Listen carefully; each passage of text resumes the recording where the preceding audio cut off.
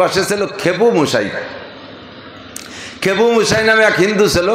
আমার সেই সময় আমি তো ইয়াং যুবক মানুষ, ছাত্র মানুষ, লেখাপড়ায় ভালো সব দিনই। ও মুরব্বী আমার লেখাপড়া খবর সম্পর্কে খবর রাখতেন, যদিও হিন্দু, যে নাসির ভালো পড়াশোনা করে। তাই এসে আমার সাথে উনি ধর্মীয় আলোচনা বহু করতেন।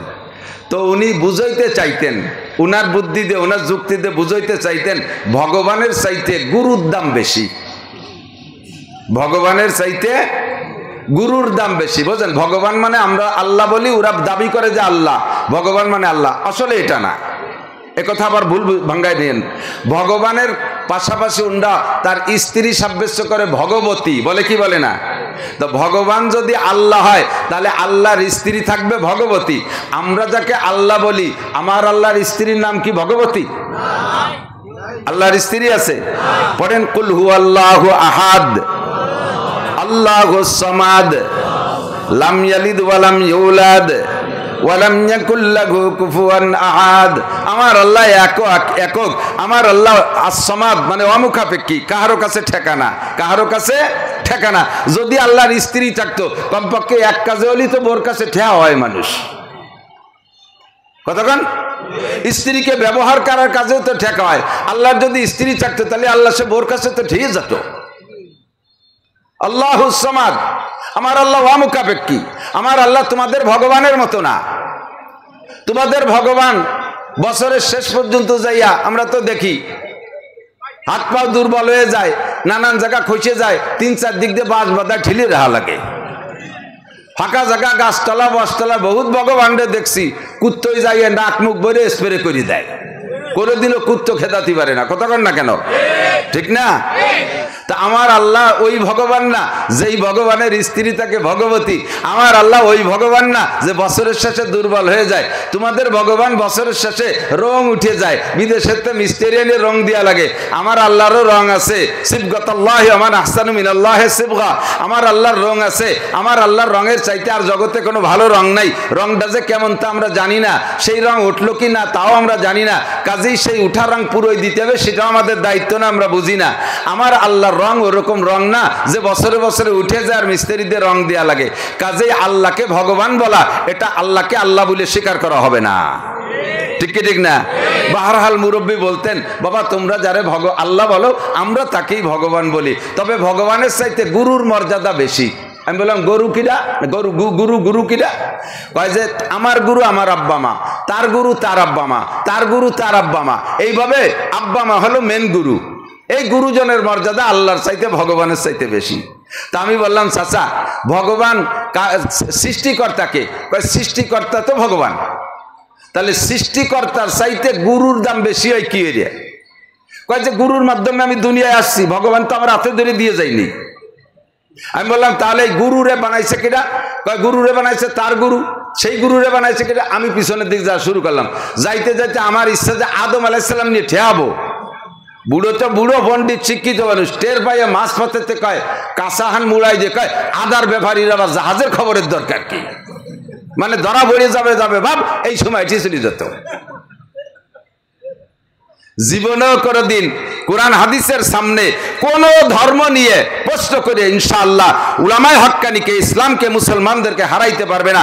প্রত্যেক ধর্ম এখানে এসে হেরে যেতে বাধ্য হবে। কথা বলুন ঠিক ঠিক না? আমরা সেই রকম ওই রকম মুরব্বীদেরকে যদি বলি, আজকে যখন গেছেন তখন পড়েন আমার চৌমনি হুজুর রহমতুল্লাহ আলাইহি বলতেন, মানুষ এদিক তাকান, মানুষের নফস কখনো ভালো চায় না। মানুষের নফস কখনো ভালো চায় না। নফসের চাহিদা অ্যানিম্যান এভরিবডি। আমি মাওলানা নাসির হাজার হাজার মানুষকে ওয়াজ করি, আমারও নফসে খারাপ চাই। ও পীর মাশায়েখদের নফসও খারাপ চায়। কিন্তু যাদের কন্ট্রোল ক্যাপাসিটি আল্লাহ দিয়েছে তারা ওই নফসকে দমন করে ভালোর দিকে রাখে, আর যাদের কন্ট্রোল ক্যাপাসিটি কম তারা নফসের কাছে হেরে যায়। কথা বলুন ঠিক কি ঠিক না?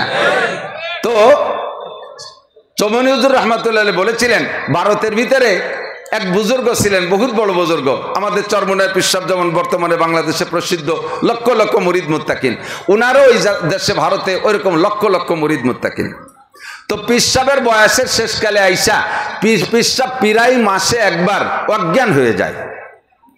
অজ্ঞান হয়ে গেলে মুরিদরা এরপরে ডাক্তার কবিরা জানে চিকিৎসা করে। ইতিমধ্যে খবর পাইলেন যে ওই পিসাবের এলাকায় এক হিন্দু যুবক, বয়স বেশি না, 30-35 হবে, 40-এর আগ পর্যন্ত।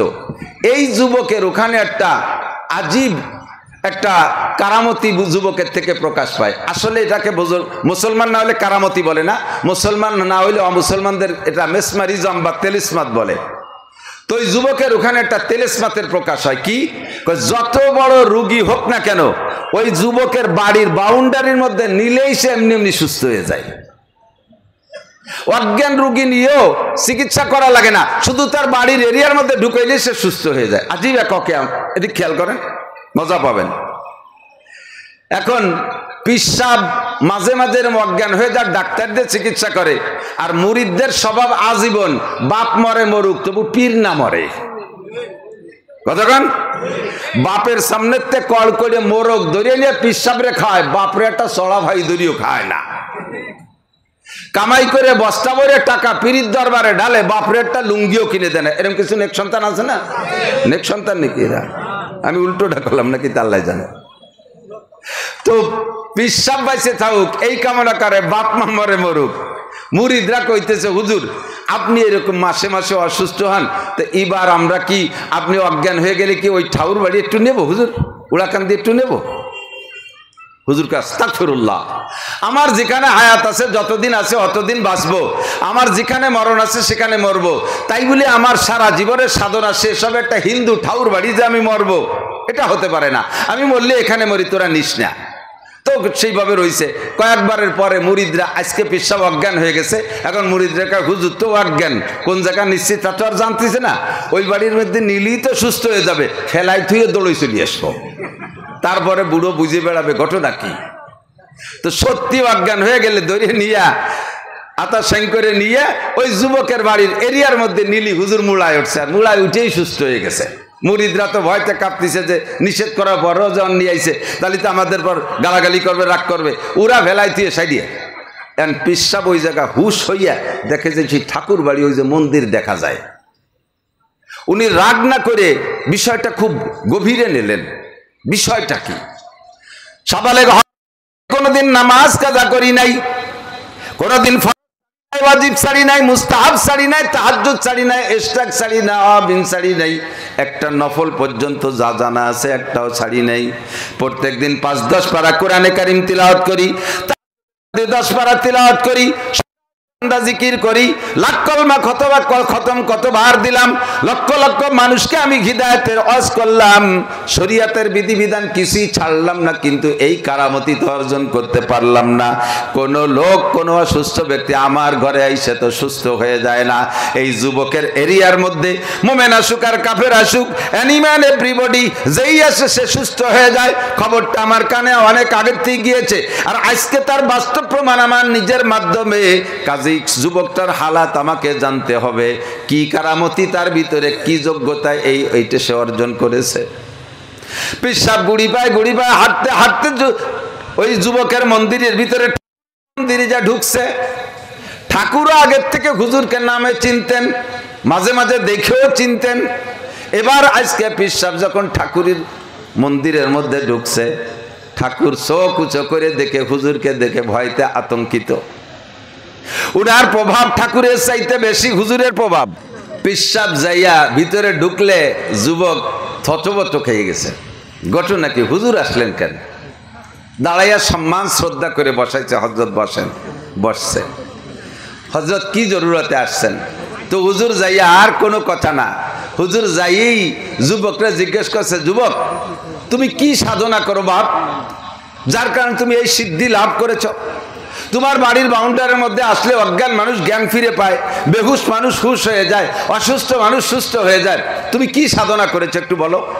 তো যুবক জবাব দিলেন যে হুজুর, আমি তো আপনাদের দৃষ্টিকোণ থেকে আমি অমুসলমান হিন্দু মানুষ, আমাদের ধর্মে যা আছে তা করি, তবে আমার স্বভাব হলো আমি যেদিন থেকে সাবালেগ হয়েছি, বুঝ নিয়েছি, সেদিন থেকে প্রতিজ্ঞা করেছি নফসে যা চায় আমি তার উল্টো করি। আর আমার জানা আছে নফসে কোনোদিন ভালো চায় না। নফসের স্বভাব খারাপ চাওয়া, নফসে চায় গান শুনতে, নফসে চায় হারাম খাইতে, নফসে চায় হারাম টাকা ধরতে, নফসে চায় ইত্যাদি ইত্যাদি অনেক খারাপ কাজই নফসে চায়, নফসে কোনোদিন ভালো চায় না। তা আমি আমার নফসরে বলছি, নফস তুমি যা চাইবা আমি তা তোমারে দেব না। আমার সারা জীবনের প্রতিজ্ঞা, আমি নফসের উল্টো করি, বিরোধিতা করি। এই একটা কাজ আমার আমল। হুজুর তখন ধ্যানে বসলেন, খেয়াল, হুজুর যখন ধ্যানে বসলেন, ধ্যানে বৈশা আধ্যাত্মিক রুহানি নজর ওই ছেলেটার আমল নামার দিকে দৃষ্টি করছে। তা আমল নামার দিকে নজর করে দেখে সত্যি ওর আমল নামায় একটাও গুনাহ নাই। ভালো কাজ বহুত করছে কিন্তু সেগুলো আমল নামায় নাই, কারণ কাফের মুশরিকের আমল নামায় যত ভালো কাজ নেকির কাজ করুক না কেন ওগুলো নেকি হিসেবে তার আমল নামায় জমা হয় না। তবে এই জন্য তার কোনো নেক আমল তার আমল নামায় নেই, কিন্তু গুনাহ করে নাই, নফসের সাথে বিরোধিতা করছে তো আমল নামায় একেবারে ফকফকে সাদা। হযরত সুযোগ পেয়ে বললেন, বাবা সত্যি তুমি সত্যি কথা বলেছো, তুমি মিথ্যা বলো নাই, তবে তুমি এই কথায় কি সত্যবাদী একমত যে তোমার নফসে যা চায় তার উল্টো করবা? বলে জি হুজুর, আমার মরণকাল পর্যন্ত প্রতিজ্ঞা, আমার নফসে যেটা চায় তার উল্টো করব, নফসে যেটা না চায় সেটা করব, আর যেটা চায় তার উল্টো করব। তো হুজুর এবার সুযোগ পেয়ে বললেন, বাবা সত্যি কত তুমি এ ব্যাপারে কি এখনো মজবুত আছো? বলে হ্যাঁ এখনো মজবুত আছি। হুজুর বলতেছেন, বাবা তাহলে তুমি পড়ো লা ইলাহা ইল্লাল্লাহ মুহাম্মাদুর রাসূলুল্লাহ, এই কলেমাটা পড়ো। এটা কি তোমার ভর্তি মনে চায়? হিন্দুর ছেলে কি কলেমা ভর্তি মনে চাওয়ার কথা? আর ওর তো দাবি রয়েছে যে আমার মনে যা চায় তা করবো না, যা না চায় তাই করবো। এখন তোমার কি কলেমা ভর্তি মনে চায়? কয় যে না হুজুর চায় না। তাহলে তোমার সেই সিদ্ধান্ত কি যে আমি মনে যা না চাই তাই করব? তাহলে কলেমা ভর্তি মনে চায় না, তাহলে এই কলেমা তোমার ভর্তি হবে? তাহলে তোমার ওই কারামতি ঠিক থাকবে? যুবক আটকে গেছে। এখন একবার বলে বেলাইছে, বালনাত্তাবিউ মা ওয়াজাদনা আলাইহি আবানা, যে কথা আল্লাহর কথা। কয় না হুজুর এতদিন যা করছি ওইগুলোর পরই করি, এইটা খালি বাদ থাক। হুজুর বললেন, বাবা তুমি যদি এই কথায় একমত হও সত্যবাদে, তোমার এই কারামতি আরো মজবুত হবে, এটা আরো ভালো হবে। তুমি যদি তোমার এই কথার পর ঠিক থাকো, মনে যা না চাই তাই করো, আর যেটা চাই সেটা করো না, তাহলে কলেমা পড়তে মনে চাচ্ছে না, পড়ে ফেলো। যুবক মজবুত ভাবে ধরা পড়ে গেছে, সাথে সাথে হুজুরের সাথে পড়ে ফেলাইছে লা ইলাহা ইল্লাল্লাহ মুহাম্মাদুর রাসূলুল্লাহ, কলেমা পড়ে ইসলাম গ্রহণ করেছে। পরবর্তীতে ওই যুবকরে হুজুরের প্রধান খলিফা নিযুক্ত করা হয়েছে। বলতে যে একটু গল্প এসে গেল, বললাম আল্লাহু আকবার মনের সিদ্ধান্ত থাকতে হবে, ওয়াজ শোনার শেষ পর্যন্ত নিয়ত থাকতে হবে।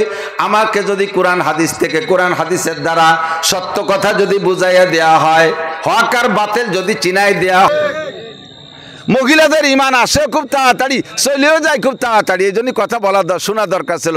তারপরে আমি সময় নষ্ট করতে পারতেছি না, আমার দিক খেয়াল আছে, ওরা তো ব্যস্ত আছে, যাকে কাজ দাঁড়া করতে। এই জেনের তার নাই,